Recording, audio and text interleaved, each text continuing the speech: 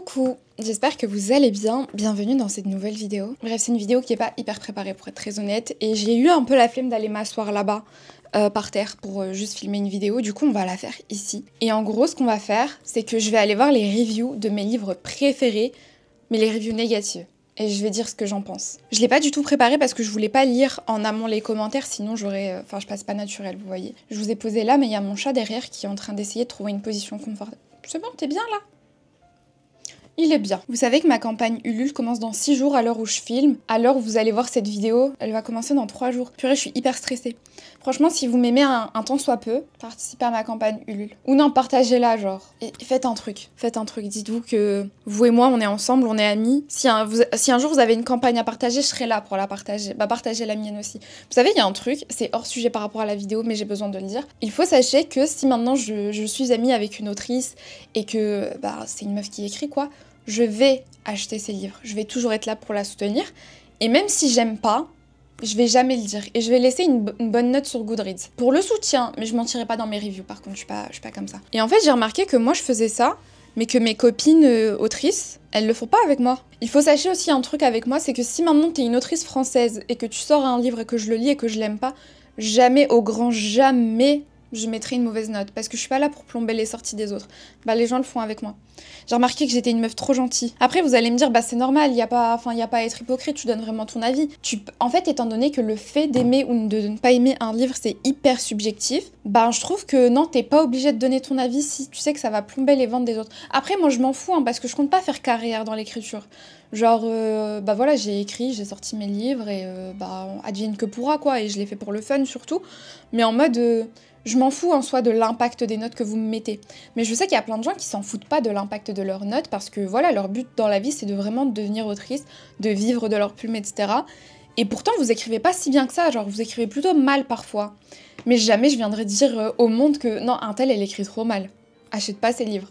Vous voyez, je sais pas si vous voyez la nuance dans ce que je veux dire, c'est pas du mensonge, c'est du soutien. Parce que de toute façon, je mentirai jamais, genre ma communauté, je dirai jamais « Alors ce livre, il était trop bien ». Non, je vais juste pas en parler, ou alors je vais expliquer de quoi parle le livre, je vais donner les points positifs, je vais donner les points négatifs, et je donnerai pas mon avis là-dessus. Mais je serai toujours honnête, vous voyez. Mais je sais pas, je te plomberai jamais ta sortie, quoi. Et ben je me rends compte que ça ne sert à rien d'être une girls dans ce milieu, parce qu'apparemment les gens ne sont pas comme ça. Bien évidemment, les premiers commentaires qu'on va lire, c'est ceux de Une braise sous la cendre. J'aime tellement cette saga, vous savez, c'est la saga que j'aurais voulu avoir écrite. Et du coup, ce qu'on va faire, c'est qu'on va aller voir les reviews 1 étoile. Oula! La première review, la go, elle commence... Je vais essayer de traduire. La go, elle commence... Throne of Glass a été a été détrônée en tant que ma pire saga lue all time. C'est une folle. Ces 2 pires sagas lues all time, c'est de mes 2 sagas faves. En tant qu'histoire alternative, c'est atroce. En tant que romance, c'est hyper cringe. Est-ce que vous voyez mon écran? Oui. En fait, moi, il y a un truc que je veux dire aussi. Je peux comprendre que t'as pas aimé une saga et tout, mais écrire un livre, ma belle, écris ton propre livre. Pourquoi tu fais une review pareille? Je trouve qu'il y a des gens qui ont beaucoup de temps à perdre. Après, je considère que sa bataillère, c'est ma daronne, en fait. Là, c'est une attaque envers ma mère. Alors du coup, là, en fait, elle se plaint du fait que tous les personnages sont athées, ce qui est super éloigné de toutes les vraies anciennes civilisations et cultures. C'est une fantaisie. Les martiaux arborent des symboles romains, ce qui est stupide parce que ces symboles n'ont aucune signification s'ils sont séparés de Jupiter et Apollo. Mais c'est une fantaisie. Je suis déjà sur une review assez choquante comme ça pour qu'en plus Ace s'amuse à mettre des coups de queue sur la caméra. Dans la review, elle est pas très contente parce qu'elle trouve que les prénoms qui sont choisis sont pas très en rapport avec les cultures qui ont été mises dans la saga. Mais en fait, c'est une fantaisie. Ce que nous savons sur les érudits, ils sont oppressés, ils aiment les livres. Ne demandez pas quel type parce qu'on ne le sait pas. Ils sont athées, ils résistent à leurs oppresseurs et ils ont très intelligemment nommé leur résistance la résistance. Ils ont un festival de la lune, ou quelque chose avec de jolies lumières et des danses. Le festival a une importance dans le plot parce qu'il permet à l'héroïne de danser et d'être ornie avec 2 différents gars. Mais en fait, je vous explique. Mon toxic trait, c'est que j'ai l'impression que lorsque je lis une review de Une braise sous la cendre qui est négative, que moi j'ai compris l'œuvre et que vous l'avez pas compris. C'est vraiment mon toxic trait. Je tiens à dire que tous les propos que je vais tenir dans cette vidéo, je les pense. Je dis pas ça pour l'entertainment, genre... Je suis persuadée que toutes les personnes qui n'ont pas aimé Une braise sous la cendre, bah n'ont pas compris l'œuvre. Ou alors en fait c'est juste que vous vous attardez sur des points qui sont pas nécessaires en fait. Et je comprends pas. Ou vous êtes raciste. Ce qu'on sait sur les martiaux. Ils sont tous soldats. Ils aiment beaucoup tuer des choses, inclus des enfants de 10 ans. Ouais, c'est dans le plot, quoi. Terrifier la population. Ils ont aucun intérêt et aucune coutume. C'est faux. Ils aiment V et terroriser les esclaves. Bah en fait, ça se passe comme ça dans un système d'oppression avec des esclaves, oui. Ils ont un empereur. Non, vous savez quoi, je vais même pas la lire parce qu'elle m'a saoulée. Je vous jure que c'est pas parce que... En fait, je pense qu'il faut déconstruire un petit truc dans nos cerveaux, à tous, même moi, parce que parfois ça m'arrive d'être crédule. C'est pas parce que vous écrivez beaucoup et que vous utilisez des mots soutenus que vous dites des choses pertinentes et intéressantes. En fait, je suis trop énervée parce que les gens disent... En fait, je vais vous expliquer. J'ai l'impression que là, toutes les reviews négatives que je suis en train de lire, elles rejoignent une review négative que j'ai vue un jour sur Instagram. Mais en fait, j'ai l'impression que toutes les personnes qui ont des trucs à reprocher à Une Vraie sous la cendre reprochent la même chose, du coup on va en parler. La plupart des gens disent qu'il y a plein de personnages qui sont pas assez exploités et on n'a pas leur lore. Alors ma belle, si tu t'arrêtes au tome 1, oui. Parce que je vois plein de gens critiquer le personnage de Izzy et le personnage de cuisinière. Ouais. Bah dans le tome 1, oui, ils sont introduits. Il y a plein de gens qui trouvent que la romance entre Laïa et Elias, elle a aucun sens. Alors moi je tiens à dire un truc, Laïa elle a été élevée dans la peur. Et en fait, je pense que dans ce genre de situation, oui, c'est plus facile de s'attacher à des gens comme ça, out of nowhere. Parce que Laïa, elle s'attache pas qu'à Elias, faut lire pour pas trop que je vous spoil, mais il y a un moment une romance avec une autre personne. Et j'ai vu plein de gens critiquer le fait que ouais, ça sort un peu de nulle part. Ça sort pas de nulle part, c'est juste que vous vivez pas dans ce truc de on peut mourir à tout instant. Et je pense vraiment que les sentiments sont déculpés et la façon de réagir, elle est moins logique dans ces cas-là. Oui. Je sais pas pourquoi je fais cette vidéo en fait, je vais m'énerver finalement. Je vois des gens critiquer les cultures. Les martiaux sont inspirés de la Rome antique. Oui, mais c'est juste inspiré, donc bien évidemment qu'on va pas prendre le système de déité parce que bah il y est pas. Enfin, l'autrice elle a pas dit je vais écrire un truc sur les déités romaines. Elle a juste dit je m'inspire d'eux. Et en plus c'est l'esthétique qui est inspirée, c'est genre la façon dont les martiaux s'habillent, enfin les nobles martiaux s'habillent, etc. Mais oui, on n'a pas tout repris. Et oui, les érudits sont inspirés de peuples arabes anciens. Genre, pour moi, c'est des nomades arabes. Je sais pas si vous voyez. D'ailleurs, vous savez que, genre, au tout début, quand c'est ressorti chez Big Bang, ben, les gens vendaient ça comme une fantaisie orientale. C'est une fantaisie orientale. Et j'ai vu une personne en faire son combat en venant dire c'est pas du tout une fantaisie orientale. Qu'est-ce qui vous dit que c'est une fantaisie orientale alors que c'est inspiré de la Rome antique? Alors, ma belle, il y a deux peuples. Et en fait, la personne, elle essayait juste de nous faire passer pour des personnes racistes parce qu'elle était en mode c'est pas parce qu'il y a du désert que c'est inspiré, enfin que c'est une fantaisie orientale. Bah écoute, non, il n'y a pas que du désert, mais il y a des peuples inspirés de l'Orient. Et en fait, parfois, il y a des gens, votre combat, je le comprends pas. Genre, pourquoi c'est ça votre combat? Genre, vraiment, il y a des gens, je comprends pas vos combats et je trouve ça trop triste que ce soit ça vos combats. Est-ce que vous n'avez pas de passion dans la vie? Est-ce que vous n'avez pas d'autres choses à faire? Je vais arrêter de regarder les reviews de cette œuvre-là. Parce que sinon je vais m'énerver. Par contre, je vais aller voir des reviews que j'ai vues récemment et qui me font très très rire. On va lire les reviews négatives de La Tour des Immortels de Orlan Grey. Ça va pas? Pourquoi le livre il est noté 3,76? Vous avez pas de goût. En tout cas, moi mes copines elles l'ont noté 5 ou 4 étoiles. Elles ont des goûts. Passons d'abord aux reviews 1 étoile. DNF. L'univers est très peu dépeint, même s'il y a un peu d'épices et quelques spécificités liées à l'Égypte antique, on est très loin d'être dans l'ambiance.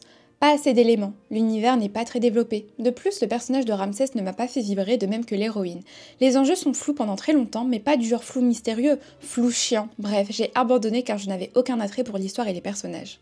Alors déjà, il y a un truc qui m'embête énormément dans cette review. L'univers est très peu dépeint, même s'il y a un peu d'épices et quelques spécificités liées à l'Égypte ancienne. On est très loin dans l'ambiance. Enfin, ça se passe littéralement dans un monde qui ressemble à... Enfin, dans un pays qui ressemble à l'Égypte. Tu penses que les Égyptiens, ils font la danse du ventre tous les 4 matins? Après, le fait que les personnages ne t'aient pas fait vibrer, ça fait pas du livre un mauvais livre. C'est juste que t'as pas eu le feeling. Pourquoi mettre 1 étoile? Les enjeux sont flous pendant très longtemps. Ah bon? Mais dès les premiers chapitres, il y a des gens qui meurent d'une façon assez spéciale et on se demande mais comment ça se fait? Qu'est-ce qui se passe? Bah c'est ça les enjeux. Bref, moi je tiens à dire un truc. Vous n'êtes pas obligé de faire des reviews. Ça va sonner condescendant, je le sais. Vous n'êtes pas obligé de faire des reviews. Personne ne vous oblige à donner votre avis, surtout quand votre avis est catastrophique comme ça. On a eu un autre avis, 1 étoile. DNF. Beaucoup trop long à mon goût. Des descriptions en trop, mais j'ai bien aimé les persos. Vous voyez, ça c'est un truc que je trouve intéressant. Les deux personnes ont DNF pour des raisons totalement opposées. Il y en a une qui trouve qu'il y a trop de descriptions, l'autre qui trouve qu'il n'y en a pas assez.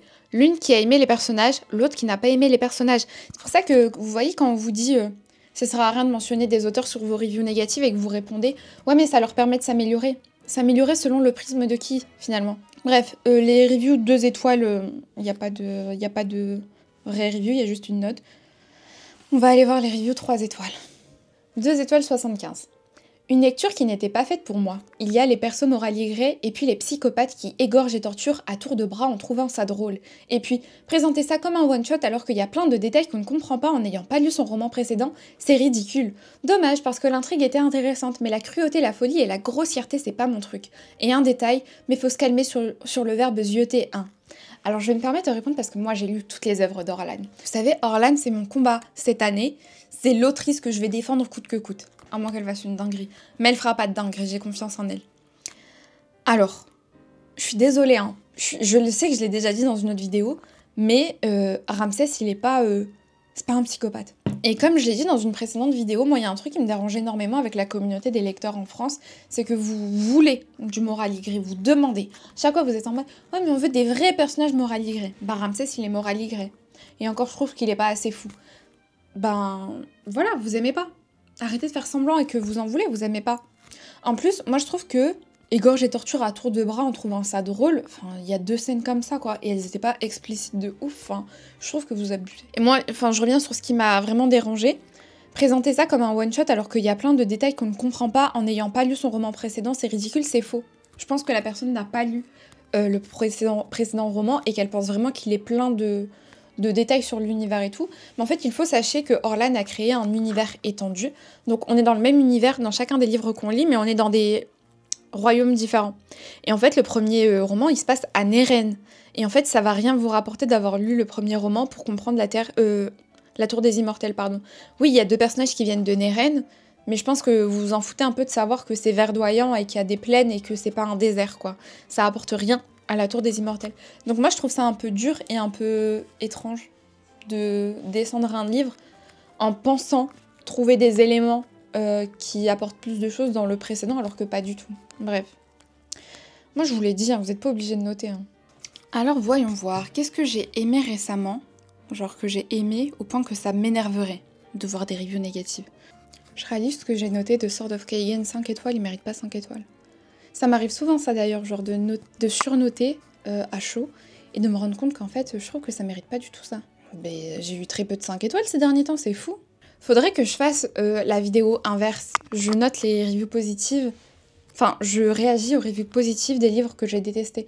Parce que là, je vois que Entre nous, la rivière, il a eu beaucoup de 5 étoiles. Et je crois que je vous l'ai déjà dit avec ce livre, moi j'ai un problème parce qu'il y a beaucoup de biais racistes dedans.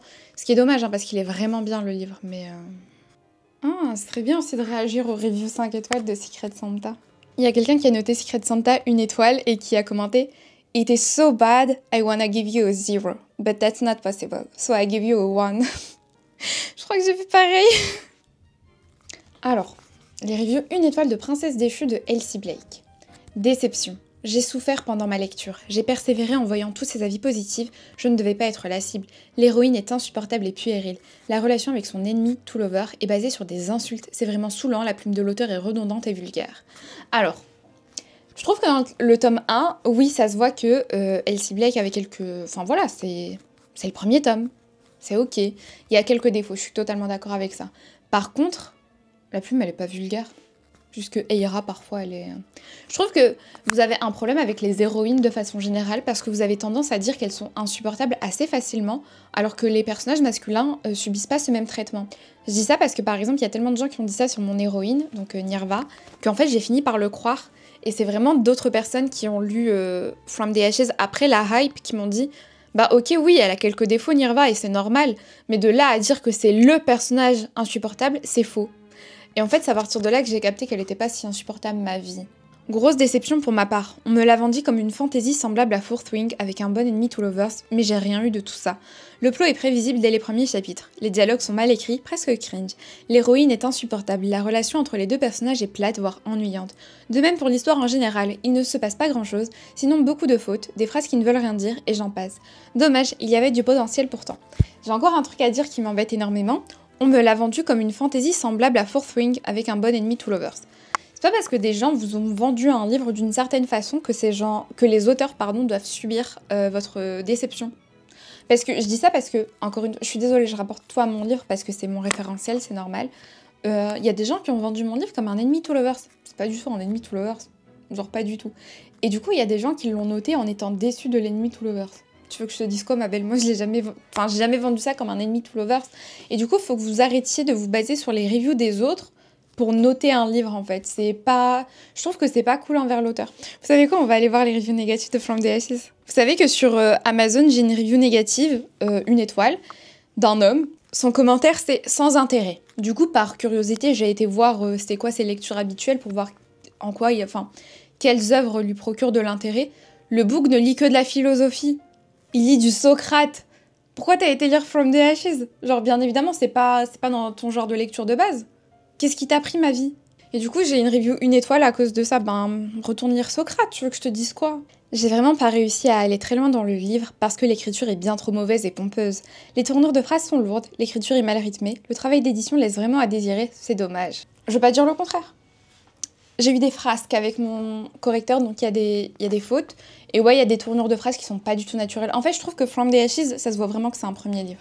Attention, cet avis contient des spoilers. Pour moi, je vais vous enlever les spoilers, vous inquiétez pas. Pour moi, ce livre n'a malheureusement pas été à la hauteur de mes attentes. Failli DNF, mais j'ai tenu bon pour connaître la fin. Je vais essayer de donner un avis le plus constructif possible. Je vais commencer par les points positifs. L'objet livre est parfait. C'est pas un point positif, ma vie, on parle du livre, pas de l'objet livre. L'environnement de l'histoire. Djinn, dragons et déserts sont très intéressants et donnent envie de lire le livre. Passons ensuite au point négatif. Elle a donné aucun point positif finalement. Je trouve l'histoire assez plate, en manque de profondeur. J'ai l'impression que chaque événement est traité de manière superficielle. La manière dont Nirva apprend qu'elle est... bien qu'évident, est amenée et annoncée trop simplement. Comme s'il s'agissait d'une nouvelle banale. Les personnages sont vides d'histoire et j'ai vraiment eu du mal à m'attacher à l'un d'eux. Je n'ai apprécié aucun personnage malheureusement. Nirva est un personnage fade, malgré son histoire, et Kail, je ne comprends pas vraiment son utilité. Et en ce qui concerne les autres personnages principaux, comme le roi et son frère, il aurait été intéressant de les connaître un peu mieux. Bah ouais, mais on les connaît mieux dans le tome 2. Les dragons qui changent de décision en l'espace de quelques pages manquent de crédibilité, je trouve. Tout s'enchaîne très vite à la fin, contrastant énormément avec le milieu du livre assez lent. Je trouve dommage que cet arc n'ait pas été développé davantage, pareil pour le monde des djinns. Tome 2. Pour moi, la mort de a été précipitée et non nécessaire. Enfin, je trouve que de manière générale dans le livre, qu'il est compliqué de visualiser le monde dans lequel Nirva évolue, peu de descriptions et d'explications malheureusement. Ça, c'est un parti pris. Il y a plein de gens qui peuvent penser que c'est une lacune dans la plume, mais il faut sachez que même si j'avais une plume... même si j'avais de l'expérience de ouf et tout, jamais je ferais des descriptions à rallonge. C'est vraiment un parti pris parce que moi... Après, j'ai un prisme de lectrice de base, et en tant que lectrice, je déteste les descriptions à rallonge. J'en veux pas, ça m'intéresse pas du tout. Après, du coup, je peux comprendre que des gens n'aiment pas, mais jamais vous me verrez faire des descriptions à rallonge, c'est mort. C'est ennuyant. En fait, je suis le genre de lectrice qui, dès qu'elle s'ennuie, je vous l'ai déjà dit plein de fois, je suis une lectrice hyper feignante. Si je m'ennuie, je vais commencer à tout lire en diagonale, donc les descriptions non merci. Je pense que ce premier livre aurait pu être meilleur s'il avait été écrit avec plus de profondeur et de réflexion. Malgré tout, j'achèterai le second par curiosité, mais surtout pour l'objet livre qui, pour moi, est le point fort de From the Ashes. J'ai un truc à dire à toutes les personnes qui m'ont fait des reviews comme ça, 1 étoile parce qu'il n'y en a pas qu'une, et qui finissent par « j'achèterai cependant le second livre pour voir où on va ». Pourquoi vous voulez lire pour mettre des 1 étoile, ça va pas? Abandon à plus de 80% du bouquin. Par pitié, j'en pouvais plus. Petite note avant de commencer cette revue, les critiques faites sur Goodreads sont destinées aux lecteurs et non pas aux auteurs. Il n'y a aucun irrespect dans ce que je vais dire, mais je ne vais pas non plus mâcher mes mots parce que l'autrice risque de tomber sur la revue. Ne venez pas me prendre la tête pour mon avis constructif en plus de cela. J'ai beaucoup de choses à dire sur ce roman. Du bon, mais surtout du moins bon. J'ai envie de commencer par dire que je vois le potentiel du livre, vraiment. Le problème, c'est qu'il a été écrit trop rapidement. L'autrice s'est précipitée, sans doute impatiente de faire découvrir son roman à ses abonnés, bah ça se sent, et ça vient ruiner le potentiel du bouquin. Je tiens à dire un truc sur ça d'ailleurs, j'aurais pas passé plus de temps sur From the Ashes. Bien évidemment, je vois les défauts et tout maintenant, et c'est normal, c'est avec le recul, quoi. Surtout maintenant que j'ai fini la duologie et tout. Mais je pense pas que plus de temps aurait changé la façon dont j'aurais écrit l'œuvre. L'œuvre a des défauts, comme toute œuvre finalement, mais je ne l'aurais pas écrit autrement. Et je pense que c'est important de le dire parce que je pense qu'il y a plein de gens qui du coup... En fait, je pense que mon livre a vraiment subi la hype. Il y a plein de gens qui l'attendaient parce que voilà, il y avait cette hype autour, quoi. Et du coup, je pense que les gens avaient des attentes énormes. Et je tiens à rappeler que j'étais primo-auteur à ce moment-là. C'était ma première œuvre. Je suis pas Shakespeare. Et du coup, je pense que les reviews ont été un petit peu sévères sur ces points-là. Et que du coup, les gens sont persuadés d'avoir raison lorsqu'ils disent que l'œuvre a été écrite trop rapidement et que si j'avais passé plus de temps dessus, ça aurait été mieux. Je suis pas d'accord avec ça. Et genre vraiment, je vous le dis vraiment pas pour me dédouaner ou quoi, que j'eus passé 1 mois ou 10 ans sur l'œuvre, elle aurait été écrite de la même façon.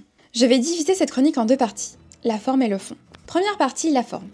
Je ne sais pas qui a été le correcteur de ce roman, mais on aura un problème, lui et moi. Moi aussi j'ai un problème avec lui. Il m'a laissé des fautes. Outre les quelques coquilles décimées ici et là dans le roman, ce sont les problèmes de ponctuation qui m'ont sauté aux yeux. Il manque des virgules partout. À chaque page, je comptais au moins 3 virgules manquantes. Et c'est trop récurrent pour n'être qu'une erreur d'inattention.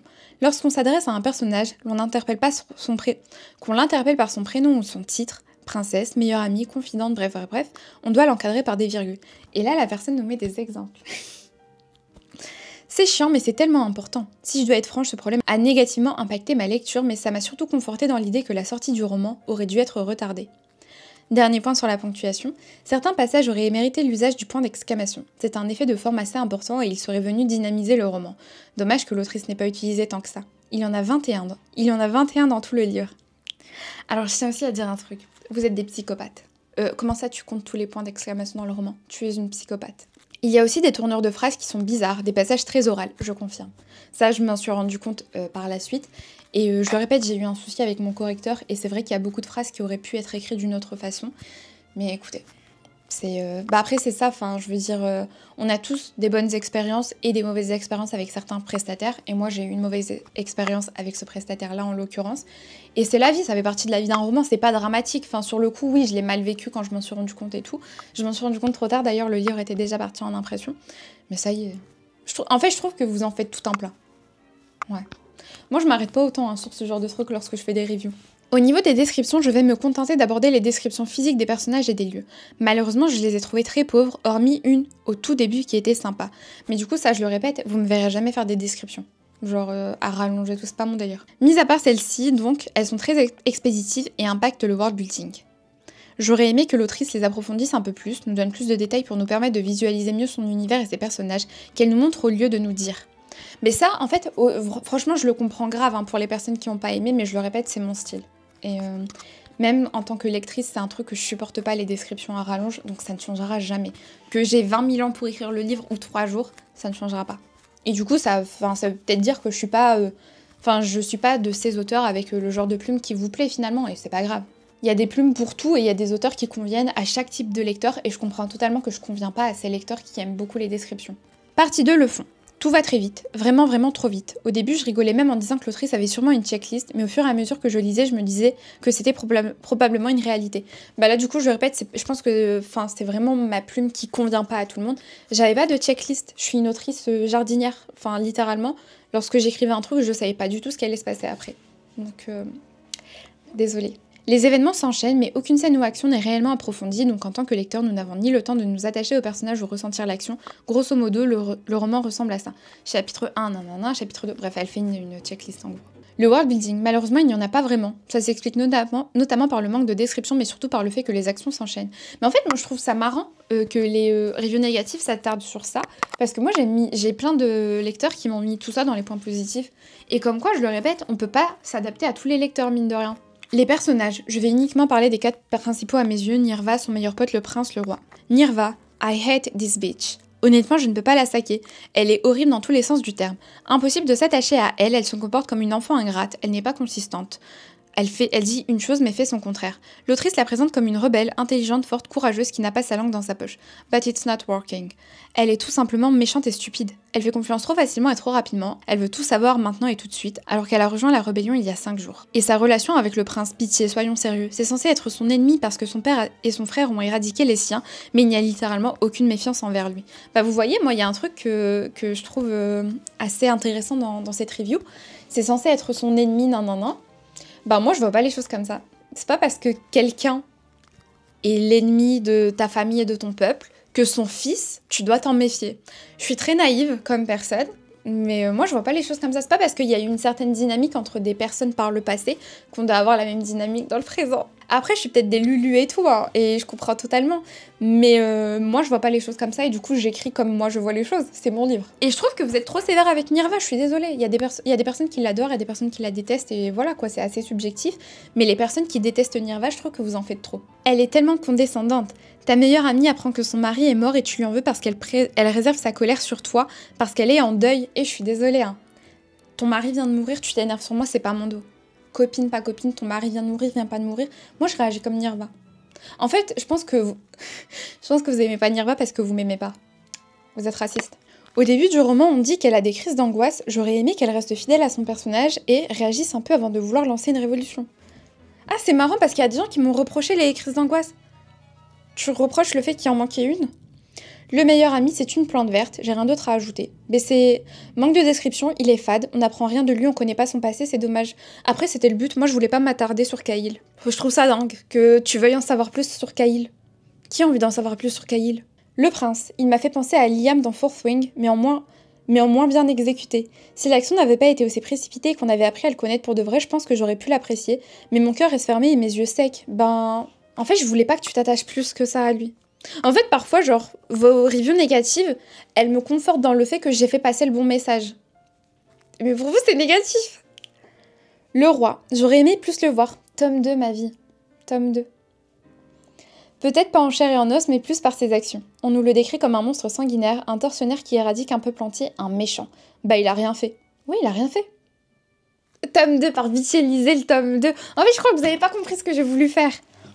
Lisez le tome 2, par pitié. J'ai franchement l'impression que le pays va kenda bien et qu'ils abusent tous. La guerre de tue des innocents, mais comme tout est tellement expéditif, même ça, c'est pas assez.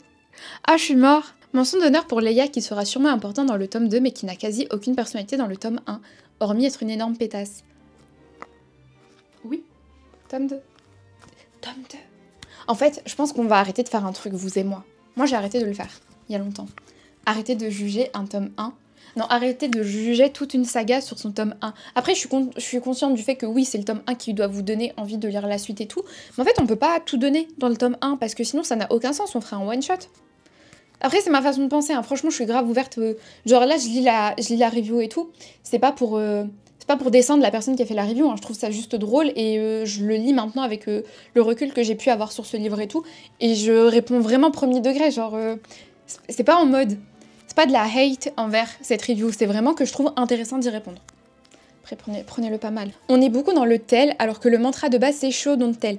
Je pense que c'est l'une de mes lacunes de primo-autrice. Je pense vraiment. Et je pense avoir réussi à me détacher de ça dans le tome 2. Mais oui, j'en suis consciente. L'autrice, elle nous donne toutes les infos, on se fait bombarder, mais on ne découvre rien par nous-mêmes à travers le personnage principal. En fait, c'est marrant parce que lorsque je l'ai écrit, j'avais vraiment l'impression d'avoir réussi à faire du show don't tell. Parce que la plupart des choses qu'on découvre, on les découvre au travers des yeux de Nirva en même temps qu'elle. Du coup, je pensais avoir réussi, mais bon, apparemment non. C'est une lacune que, franchement, je pense avoir réussi à la corriger dans le tome 2. Mais c'est pas grave, enfin, on commence tous quelque part. Ah, Nirva ne découvre littéralement rien par elle-même, c'est sidérant. J'avais l'impression que si, moi. Le roman avait plein de belles promesses, mais l'exécution est loupée. Je pense que j'aurais un peu plus apprécié s'il avait été mieux marketé. C'est une fantaisie young adulte faite pour les personnes qui ne lisent pas souvent de ce genre. Franchement, ça peut être une bonne introduction au genre pour les nouveaux lecteurs, mais pour les fervents lecteurs de fantaisie, vous risquez de tout comprendre au bout de 3 pages, alors passez votre chemin. Par pitié, si vous venez m'insulter dans les commentaires, laissez ma mère en dehors de ça. Personne ne va insulter ta mère, enfin vous êtes bizarre. En fait, moi, il y a aussi un truc qui m'a un petit peu saoulée lorsque les gens ont commencé à mettre leurs reviews négatives. Ils étaient tous en mode ouais, mais les reviews c'est pour les lecteurs, commencez pas à venir m'insulter. Personne va vous insulter, genre je sais pas pour qui vous me prenez. Peut-être qu'il y a des auteurs comme ça qui viennent vous insulter quand vous faites une review négative, mais je suis pas comme ça personnellement et j'aime pas l'image que vous me prêtez en mettant ça parce que maintenant, quelqu'un qui ne me connaît pas et qui lit cette review va être en mode oula, il y a des risques de se faire insulter. Non. Genre, même quand j'étais encore assez sensible sur les reviews au tout début, je l'ai pas mal pris cette review parce que je peux comprendre la déception, mais moi je pense encore une fois que cette déception, elle vient du fait que il y avait des attentes sur le livre qui apparemment... je pense qu'il y avait des attentes qui n'étaient pas les bonnes et c'est ok, franchement c'est ok. Moi je pense qu'il y a aussi un truc qui me dérange un petit peu, c'est les gens qui disent... pour des personnes qui sont aguerries dans la fantaisie, vous allez être déçus et tout. C'est peut-être... oui, c'est peut-être le cas, mais en fait, je comprends pas pourquoi vous vous attendiez à ce que je sorte un truc hyper solide en mode à la Game of Thrones et tout, alors que je suis clairement une primo-autrice et vous voyez bien ce que je lis. Enfin, je lis pas non plus des fantaisies hyper développées, genre... Et du coup, je comprends pas d'où viennent toutes ces attentes. On dirait que je vous dois de sortir le livre parfait, alors que non. Mais après, tout ce qu'elle a dit, franchement, je peux le comprendre. Enfin, il y a des choses que je trouve dommage parce que je crois qu'elle a DNF. Ouais, elle a DNF à 80%. Et je trouve dommage de pas avoir laissé sa chance au bouquin jusqu'au bout. Et de pas laisser sa chance au tome 2 parce qu'il y a plein de trucs qui ne lui conviennent pas dans le tome 1, qui sont un peu plus expliqués dans le tome 2. Après, je leur ai dit, je comprends. Je suis moi-même une personne qui va pas forcer... Enfin, quoique si, je me force pas mal. Mais je suis pas... Enfin, j'allais dire, je suis moi-même une personne qui va pas me forcer à lire un tome 2 alors qu'elle a pas aimé le tome 1. Mais c'est un peu faux. C'est un peu faux. Franchement, il y a plein de sagas dans ma bibliothèque que j'ai pas forcément aimé le tome 1 et j'ai continué. Mais je comprends que tout le monde ne soit pas comme moi. Genre, je vais pas vous blâmer pour ça. Mais moi, je trouve que les reviews 1 étoile sur l'œuvre, elles étaient très dans... Je saurais pas dire le mot que j'ai en tête. Vous avez trop voulu en faire, en fait. Et je comprends pas pourquoi, genre... Mais bon, c'était marrant. Pas la vidéo qui était censée se focus sur les reviews négatives de mes œuvres préférées et qui a fini sur mon livre. Désolée si c'était pas ce que vous attendez, mais... désolée. Bref, on se retrouve la semaine prochaine pour un... Enfin, la semaine prochaine. On se retrouve dimanche, je crois, pour un vlog. Ouais, pour un vlog. Parce que je suis en train de tourner un vlog qui a duré plusieurs jours, qui n'a pas trop de sens. Mais je l'arrête vendredi, parce que vendredi, je suis invitée pour dédicacer à la foire du livre de Bruxelles. Et du coup, voilà. Bref, à dimanche.